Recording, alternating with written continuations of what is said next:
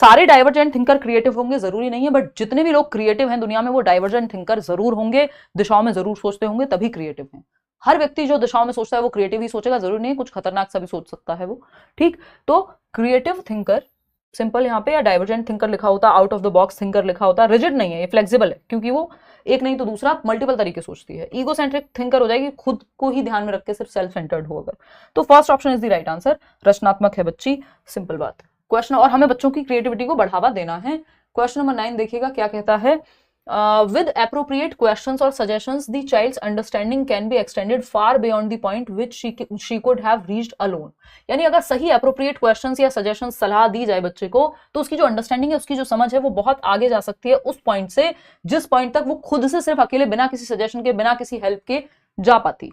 तो विद, इसको सिंपल ऐसे मान सकते हो कि अगर आप नंबर ला रहे थे 100 सीटेट में बिना कोचिंग के, तो अगर आपको सही कोचिंग मिल जाती है, या सही आप मान लीजिए यूट्यूब से भी देख रहे हैं, या नोट्स पढ़ने को मिल गए आपको, हमने टेलीग्राम पे फ्री नोट्स भी दिए हुए हैं, डाउनलोड कर सकते हो, तो वो हो सकता है वो 100 नंबर 120, 125, 130 भी बन जाए। तो जो आप खुद से कर सकते थे वो थोड़ा और आगे जा पाएगा यदि सही मदद मिल जाए। Which construct does the above statement highlight. तो ये जो मदद की मैंने बात की है, इसी टेम्परेरी हेल्प को, क्योंकि पेपर तो आप ही देके जाएंगे, देने जाएंगे, टेम्परेरी हेल्प ही तो है, जहां दिक्कत हो रही वहां दी जाए मदद।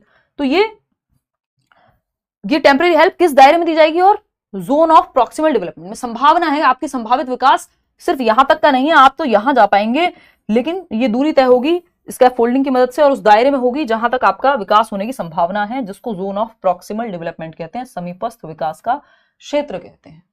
सिंपल बात है। इक्विलिब्रियम बैलेंस की स्थिति है, पियाजे की थियरी में पढ़ते हैं हम लोग कि जो दिमाग में है और दुनिया में है वो बैलेंस में है। ठीक, कंजर्वेशन अभी हमने डिस्कस ही किया था, शेप और साइज के चेंज होने से क्वांटिटी चेंज नहीं होती, या हम कहें वॉल्यूम चेंज नहीं होता। इंटेलिजेंस अपने आप में अलग कॉन्सेप्ट है कि आपकी अडेप्ट करने की, रीजन करने की क्षमता जो है इंटेलिजेंस कहलाती है, ब्ला ब्ला। क्वेश्चन नंबर 10 देखिएगा। अ स्टूडेंट नेम्ड रायन या Ryan stole the pencil of another student and one of his friends Rahul witnessed this incident. This is a situation of right and wrong for both Rayan and Rahul. This situation is an example of what? मतलब Ryan नामक एक छात्र ने दूसरे छात्र की pencil चुरा ली, और उसके एक दोस्त राहुल ने इस घटना को देखा। यह रेयान और राहुल दोनों के लिए अच्छे और बुरे की स्थिति है। मतलब अब वो राहुल कह रहा है कि बताओ अब ये सही किया तुमने कि गलत किया, ये जो चोरी करना है ये गलत बात है कि सही बात है। अब ये असमंजस की स्थिति में, डिलेमा में है अगर हम कहें तो। ठीक, सही और गलत का क्वेश्चन ही किस डेवलपमेंट के टाइप में आता है, सिंपल जवाब देना है। कॉग्निटिव डेवलपमेंट में 4 मुख्य प्रकार हैं, फिजिकल, कॉग्निटिव, सोशल और इमोशनल। ये विकास के यानी डेवलपमेंट के 4 टाइप्स हैं। ठीक, तो फिजिकल, कॉग्निटिव, सोशल, इमोशनल, इनमें से कौन से टाइप में आएगा? तो ये आप अच्छे से जानते हैं कि ये सोशल डेवलपमेंट में आएगा। सोशल डेवलपमेंट से जुड़ा हुआ है मॉरल डेवलपमेंट, यानी सही और गलत, नैतिकता का विकास। वो नैतिक शिक्षा की एक किताब होती थी बचपन में, अगर पढ़ी हो ठीक से कभी, आजकल वो वैल्यू एजुकेशन कही जाती है, जिसमें बहुत सारी कहानियां होती हैं। फिर बाद में पता चलता है वो लकड़हारे के 3 उसको जो है वो मिलती हैं, क्या बोलते हैं उसको, कुल्हाड़ी, और वो बेचारा बहुत ऑनेस्ट होता है और वो अपनी लोहे की कुल्हाड़ी चुनता है। फिर एक भगवान जी होते हैं जो उसको तीनों दे जाते हैं। तो ये मॉरल डेवलपमेंट की कहानी है, नैतिकता की, नैतिक शिक्षा, मॉरल एजुकेशन की कहानी है कि व्यक्ति को ऑनेस्ट होना चाहिए। इस कहानी से ये पता लगता है हमें एंड ऑल। तो मॉरल डेवलपमेंट क्या, सही और गलत के बारे में चर्चा करता है। वो प्रिंसिपल्स जो सही और गलत को समझाते हैं वो नैतिकता के अंदर आते हैं। इसी की थियरी कोहलबर्ग ने और पियाजे ने, दोनों ने दी है, बट आपके सिलेबस में जनरली जो है वो कोहलबर्ग से ही थियरी पूछी जाती है। ठीक है राहुल शर्मा, धन्यवाद। चलिए आगे बढ़ते हैं। तो ये लैंग्वेज डेवलपमेंट के बारे में नहीं है। कॉग्निटिव होता है सोचना समझना, thinking, reasoning, problem solving, decision making, attention, memory, perception, जो भी काम दिमाग से होते हैं वो सब संज्ञानात्मक विकास में आते हैं। इसको आप मेंटल डेवलपमेंट या इंटेलेक्चुअल डेवलपमेंट भी कह सकते हो। ठीक है, सामाजिक सांस्कृतिक विकास, अब सोशियो कल्चरल डेवलपमेंट जिसकी बात वाइगॉस्की करते हैं वो संज्ञानात्मक विकास ही है, तो वो भी नहीं होगा। तो ये मॉरल डेवलपमेंट होगा। सही और गलत की बात कर रहे हैं बच्चे। क्वेश्चन में 11 देखिएगा, ये क्या कहता है।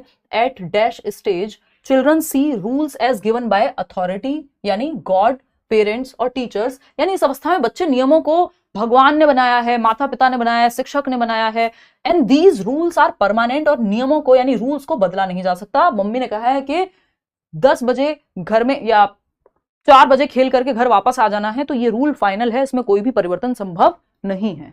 कह दिया ना कह दिया, याद कर लीजिए कौन सी मूवी है वो, कभी खुशी कभी गम।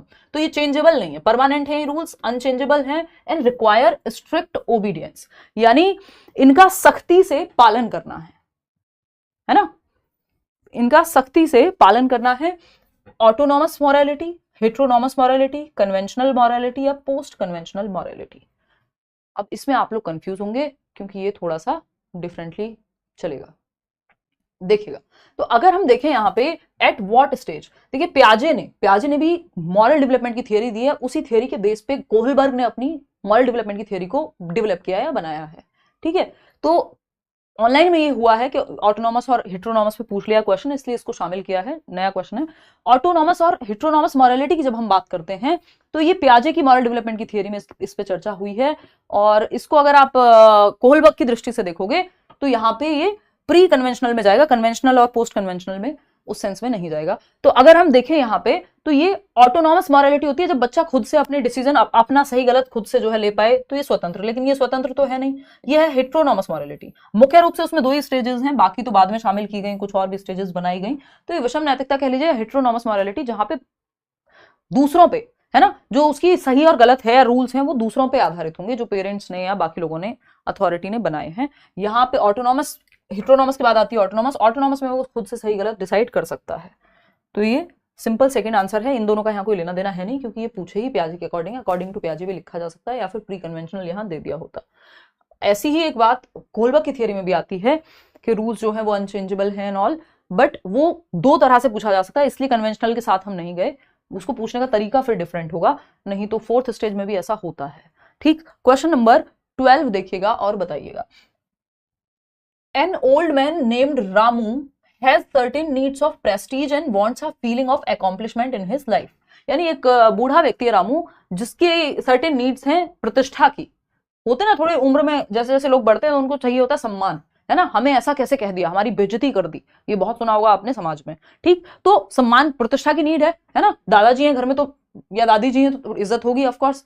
ठीक, तो ये क्या है, an old man named Ramu has certain needs of Prestige and wants a feeling of accomplishment in his life. तो वो अचीवमेंट, उपलब्धि की अभिप्रेरणा एक तरह से हम कह सकते हैं यहाँ पे।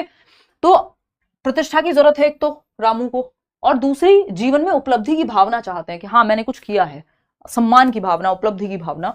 Eight which stage according to Maslow's hierarchical pyramid is he in, यानी मैस्लो के आवश्यकता के अनुक्रम में रामू किस अवस्था में है। एक तो देखो एज से ही पता चल रहा है, तो वो बाद में जाते जाते ये वाली नीड पे पहुंचता है इंसान, थोड़ा सा मिडल एज में, 40s में कहीं अराउंड, और 40s 60s डिपेंड करता है। तो ये कौन सी नीड है जो रामू जिसकी बात कर रहे हैं, ये सेल्फ एक्चुअलाइजेशन है। सेल्फ एक्चुअलाइजेशन में व्यक्ति करेगा हु एम आई, मैं क्यों बना हूं, मैं किस लिए बना हूं, मेरा हाईएस्ट पोटेंशियल क्या हो सकता है, वो खुद को एक्चुअलाइज करने की बात करेगा। ये हाईएस्ट स्टेज है, फिफ्थ स्टेज। तो ये तो यहाँ पे बात नहीं हो रही है, वो फिर लोगों से नहीं, उसको चाहिए जो वैलिडेशन है वो अलग ही लेवल पे खेलेगा फिर। ठीक है, फिर आएंगे यहाँ पे हम एस्टीम नीड्स। एस्टीम नीड्स की बात सही है यहाँ पे, एस्टीम का मतलब ये सम्मान की आवश्यकता है, सेल्फ एस्टीम नीड्स भी कह देते हैं कई लोग, बट ये एस्टीम नीड्स हैं। एस्टीम नीड्स मतलब आपको सम्मान चाहिए, आपको प्रतिष्ठा चाहिए, दूसरे शब्दों में एक सेंस ऑफ अकॉम्प्लिशमेंट चाहिए कि हाँ मैंने कुछ किया, लोग मुझे सम्मान करें, चार लोग जाने पहचाने, ये सम्मान की आवश्यकता आपकी, यहीं पे इसी की बात हो रही है। सेफ्टी नीड तो सिंपल है, मेरे को शेर आके ना खा जाए, या फिर मेरे पास 4 पैसे हो अकाउंट में कि कल को वो जरूरत पड़ने पे आवश्यकता हो तो मैं सेफ महसूस करूं, आपके पास हेल्थ इंश्योरेंस हो तो आप सेफ महसूस करें, कल को बीमार होते हैं तो आप मैनेज हो जाएंगी चीजें। तो ये सेफ्टी नीड्स हैं। घर चाहिए, एक सर पे छत जिसकी हम बात करते हैं। फिजियोलॉजिकल नीड्स की जब हम बात करते हैं तो सेफ्टी नीड्स में वो वाला घर चाहिए जो पता है कि कल को कोई बाहर नहीं निकाल देगा टाइप्स, तो थोड़ा सेफ महसूस करें आप। फिजियोलॉजिकल नीड्स हैं आपकी बिल्कुल वो वाली नीड्स, सर्वाइवल नीड्स जिसको हम कहते हैं, जिनके बिना आप जीवित नहीं रह सकते, खाना पीना सोना, ये सब जो है फिजियोलॉजिकल नीड्स में आते हैं। तो ये तो पहला ही स्तर है। तो यहाँ पे एस्टीम नीड्स हैं, ये सम्मान की आवश्यकताएं हैं, जब आप चाहते हैं कि 4 लोग आपका सम्मान करें, आपने कुछ किया है जीवन में, इस चीज को महत्व दिया जाए, है ना। तो ये आपकी मैस्लो की नीड की हायरार्की है। इसको मोटिवेशन से आप जोड़ सकते हैं कि आपकी मोटिवेशन अलग अलग टाइम पे अलग अलग होती है। अब्राहम मैस्लो ने ये थियोरी दी है, बहुत ही फेमस थियोरी है, हम सब ह्यूमंस इसी के अराउंड घूमते रहते हैं। इसके हालांकि कुछ एक्सेप्शंस होते हैं, बट आपको क्यों ही पढ़ने हैं, अभी जरूरत आपको नहीं है। देखिए 5 आवश्यकताएं हैं मुख्य रूप से, इसमें होती तो 7 हैं, बट अभी ये मतलब जो अपडेटेड आज की डेट में हम पढ़ते हैं वो 5 ही हैं। ठीक, तो अगर हम देखें ये शुरुआत वाली जो है ये बेसिक नीड्स कही जाती है, जो शुरुआत की नीड्स हैं ये बेसिक नीड्स कही जाती है, क्योंकि ये खाना पीना सर्वाइवल के अराउंड ही घूमती रहती हैं कुछ हद तक। ठीक, तो अगर हम देखें आपकी फिजियोलॉजिकल नीड्स यानी शारीरिक आवश्यकताएं, सोना पीना खाना, इनके बिना चलेगा नहीं। सेफ्टी यानी आप सेफ महसूस करें, जब आपकी खाना पीना सोने की नीड पूरी हो जाती है फिर आप सेफ्टी पे जाते हो कि यार आज तो खाना मिल गया, कल भी मिलना चाहिए। तो एक नौकरी हो, ऐसा नहीं है कि बस आज मिल गया काम, कल नहीं मिलेगा। तो जो लोग दिन के बेसिस पे काम कर रहे होते हैं, कोई मजदूर है जो पेंटर है, या कोई डेली बेसिस पे वो कहीं बैठते हैं जाकर के और आज काम मिला, कल नहीं मिला, वो वाली स्थिति है, तो फिजियोलॉजिकल नीड्स हैं।